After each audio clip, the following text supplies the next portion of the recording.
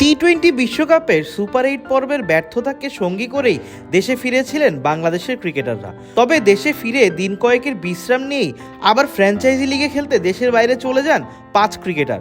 এদের মধ্যে সাকিব আল হাসান যান যুক্তরাষ্ট্রে, সেখানে মেজর লিগ ক্রিকেটে তিনি খেলছেন লস অ্যাঞ্জেলস নাইট রাইডার্সের হয়ে। বাকি 4 জন তাসকিন আহমেদ, শরীফুল ইসলাম, তাওহিদ হৃদয় ও মুস্তাফিজুর রহমান গিয়েছিলেন শ্রীলঙ্কার এলপিএল খেলার জন্য। সেখানে তাসকিন আহমেদ খেলেন কলম্বো স্ট্রাইকার্সের হয়ে, মুস্তাফিজুর রহমান ও তাওহিদ হৃদয় খেলেন ডাম্বুলা সিক্সার্সের হয়ে, শরীফুল ইসলাম ছিলেন ক্যান্ডি ফ্যালকনসে। ইতোমধ্যে শেষ হয়ে গিয়েছে এলপিএল। 21 জুলাই গল মার্ভেলসকে হারিয়ে শিরোপা জয় করেছে জাফনা কিংস। তবে এর আগেই দেশে ফিরে এসেছিলেন শরীফুল ইসলাম।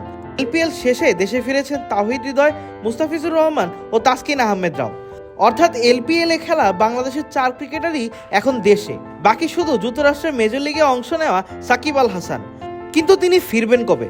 বিসিবির একটি সূত্র ক্রিকফ্রেন্সিকে জানিয়েছে 26 জুলাই পর্যন্ত যুক্তরাষ্ট্রের মেজর লিগ ক্রিকেটে খেলবেন সাকিব। এরপর তিনি চলে যাবেন কানাডায় গ্লোবাল টি-20 খেলার জন্য। আগস্টের 12 তারিখ পর্যন্ত এনওসি দেওয়া হয়েছে বাংলাদেশের এই অলরাউন্ডারকে। অর্থাৎ গ্লোবাল টি-20 লিগ শেষ করেই পাকিস্তান সিরিজ খেলতে যাবেন সাকিব।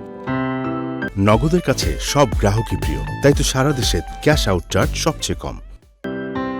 এছাড়া রিশাদ হোসেন ও মোহাম্মদ সাইফুদ্দিন নির্ধারিত সময় অনুসারে যেতে পারেননি কানাডায়। তাদের যাওয়ার কথা ছিল 22 জুলাই, কিন্তু ভিসা জটিলতায় আটকে আছে তাদের গ্লোবাল টি-20 লিগের ভাগ্য। তবে কবে নাগাদ তারা যেতে পারবেন তাও নিশ্চিত করতে পারেননি কেউ।